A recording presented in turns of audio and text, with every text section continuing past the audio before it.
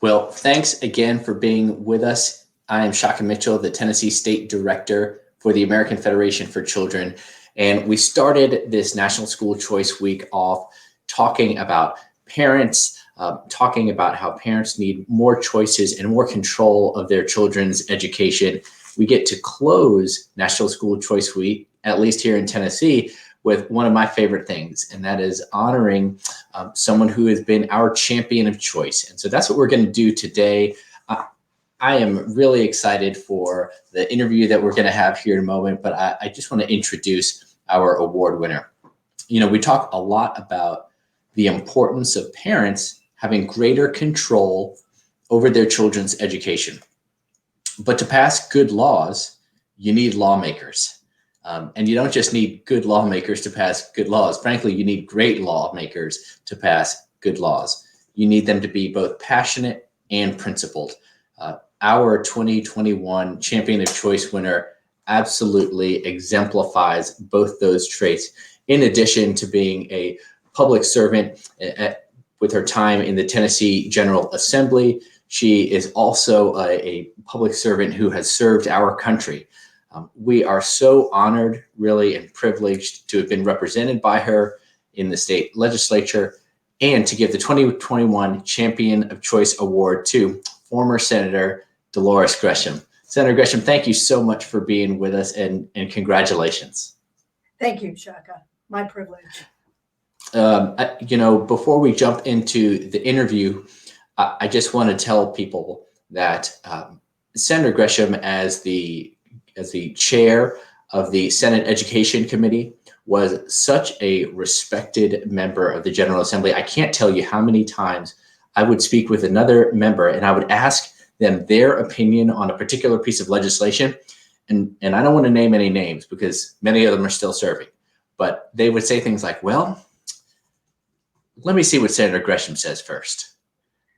I'm not sure that there is a bigger vote of confidence. They were absolutely looking to the chair.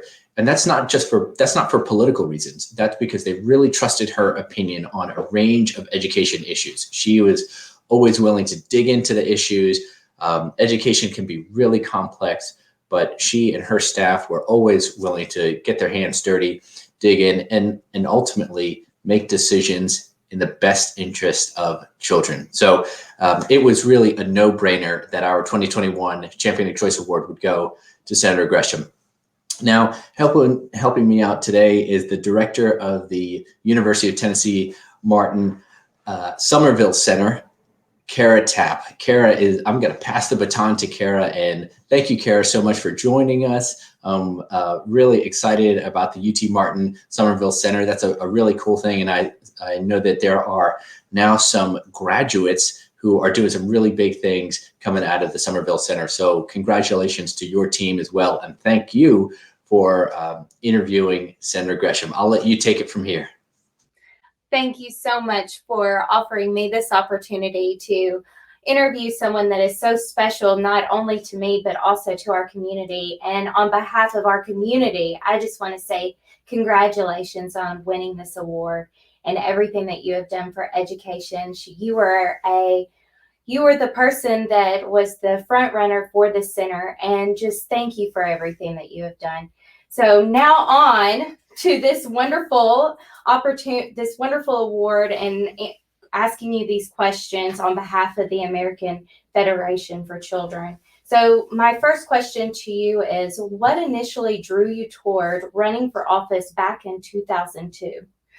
Thank you, Kara, and thank you for those kind words. I appreciate that. And certainly thank you, Shaka, for your kind remarks as well. In 2002, the last thing I was thinking about was running for public office. In fact, running for public office was never in my framework of reference, and so that just wasn't something I was thinking about. But in 2002, this district, which was 94, House District 94, became an open seat. And so several friends came to me and suggested to me that I run for office, which of course I told them, no, I'm not going to do that. But I will do this. I will help you look for someone who would be ideal for this situation. And so I did. My husband and I went around. We talked to some folks that we knew very well and respected, and we thought they would be great state representatives. But what happened was surprising to me was they would say, not me, thee. And so it got to the point we had asked everybody we knew that we thought would be ideal for this situation, and we're getting essentially nowhere. So I did run in 2002. I kind of felt compelled. And the good news was that I won. And the bad news was that I won. And so now I had to deal with this that I never thought about doing before. But it's all been worth it. Now, you started out as in the House of Representatives. Correct. And you served 3 terms. So Right. what led you to run for Senate after serving in the House? Well, what happened was there was a change in the political landscape, and that was detected early on. And so conversations with the legislative leadership convinced me that it might be the best thing for me and for my district to run for the Senate. And then, of course, I won in 2008. So were you drawn to the issue of education over term as you served, or was it something you planned to focus on from the first day you walked through the Capitol doors? Well, even before I walked through the Capitol doors, I always loved school. I loved going to school. I loved being in the classroom. I just had an affinity for it. And so when I was first elected in the House, I asked to be on the Education Committee.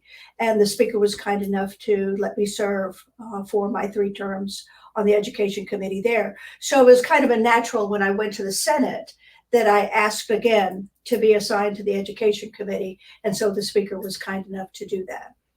So what are you most proud of when it comes to education? Well, I'm most proud of the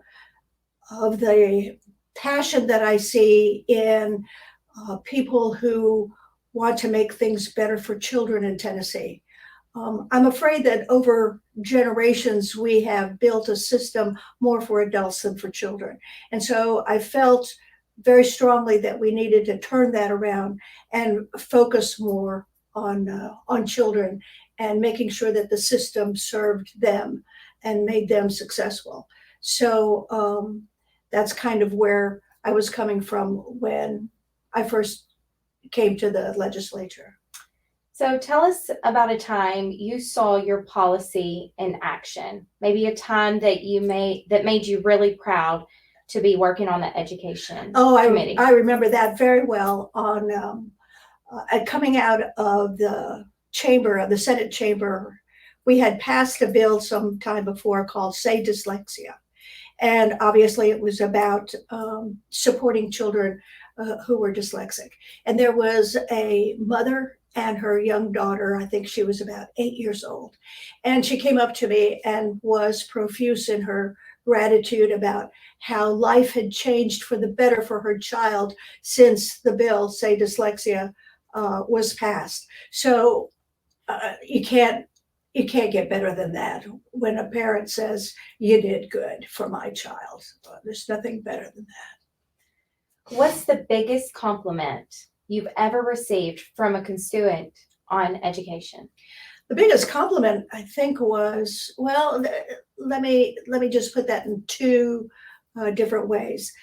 The biggest compliment I ever got that I remember so well from my colleagues on an education policy or what we were doing was one day, evidently, whatever the issue was on education on the Senate floor, I was particularly eloquent.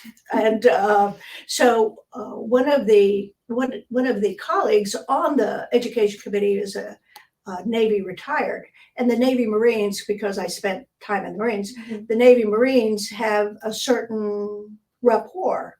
It's kind of a love-hate relationship, but mostly love. And so after I had finished speaking on the floor, he came over to me and he said, "Bravo Zulu." Well, you say "Bravo Zulu" to someone in the Navy Marine Corps ethos, that's good. That's good. Now, from a constituent, I'll say again, maybe repetitive, that parents have come to me and have said, my kid's life is better because of what you have and your committee have done in this legislature, in this Senate. So that's where I get the feeling that we are doing the right thing. And probably your drive and your passion too, to keep going and to continue as well, I would say. Well, and here's where we get again to areas of where I was most proud, because the committee itself, and there are 9 people, including me, on the committee, and to be able to preside as chair was an extraordinary experience, because here we have 9 different personalities, including my own, who thankfully were in the business of making things better for children, making things better for the citizens of Tennessee, to make the public education system in Tennessee to be the best that it could possibly be. And so we had a long way to go, because about 2008, it became evident that we were, or even a little bit before 2008, it became evident that we were 46 in overall student achievement in the country. Well, that is completely unacceptable. And so then we went to work. And so we're not there now. We're a whole lot better than we were 10, 12 years ago now. So that is very, very gratifying for me personally, but for the committee as well, and for the work that they have done. That's wonderful. So if the state prevails in the litigation on the ESA program, which ESA stands for Education Savings Account, Right. correct? What do you think the impact of the program will be? Well, when we talk about ESAs, Educational Savings Account, it's important that you talk about the principle upon which it's built. And the principle is that parents are responsible. They have the obligation and the joy to educate their children as they see fit. That is their purview. Now, the state has a legitimate and compelling interest in the education of these children for basically 2 reasons. The first reason is a literate society is a free society. And the second reason is the preservation of the republic. So the state has a compelling interest in that these children are educated, how they're educated, how well they're educated, and how they're given that education, and in what form. So this is the state's interest. And so that is the principle. And so the Education Savings Account is very, very important, because it empowers parents to have the freedom to choose the kind of education that is best fits their child. And that principle alone is, I think, sufficient to make that successful. There's been litigation brought by others who oppose, maybe not oppose the concept, but at least the implementation of the principle. But one other comment here: the process is important as the goal is. And if the process that takes us to the goal, which is the Education Savings Account and empowering parents, then we have to go through that process, and to ensure that when all is said and done, parents are empowered and children learn. So that's kind of where I think it should all pass. So what message or advice would you give future legislators and state leaders with regards to education policy as you leave? Well, I think that especially junior legislators need to hear from veterans that they should not be afraid to do what they think is right. Do not concern yourself with being reelected. What you need to concern yourself with is doing the right thing. And in this case, doing the right thing for children. I am very grateful for UT Martin supporting our efforts this morning. And as a matter of fact, out here in the lobby, there is a big poster, a Skyhawk poster that says, "Never hesitate to do the right thing." And so I would say to legislators, when it comes to what can be contentious issues, never hesitate to do the right thing. Well, thank you so much, Kara, for asking those great questions.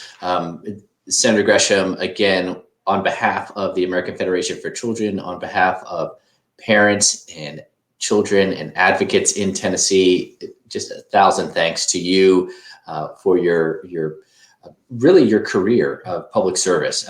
We really are so pleased to give you the 2021 Champion of Choice Award. You know, this time is really unprecedented in our state, in our country, in terms of the learning needs that children are having because of the COVID-19 pandemic.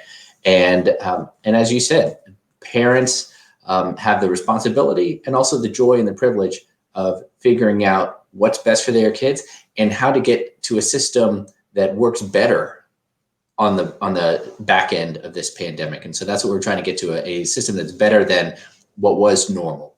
I just want to ask one more question. We know that you retired from the legislature, but I think everyone who watches this today can tell that doesn't mean that you are done. So what's next for you? Well, isn't that interesting? Because several people have asked me, "So, Dolores, what's next?" And I said, I don't have a clue. I was not supposed to do this in the first place, and here I am. So God leads us down sometimes some twisty, twiny roads. And so when it's time, I'll know what I'm supposed to do. Amen. Amen. Well, thank you so much again for your service. Kara Tapp, again, thank you so much. Congratulations for all the great things happening there at the UT Martin Somerville Center. We're really excited to see just what a boon that's going to be for the community in West Tennessee in coming years. Again, this has been our 2021 Champion of Choice Award presentation. Thanks for watching and take care.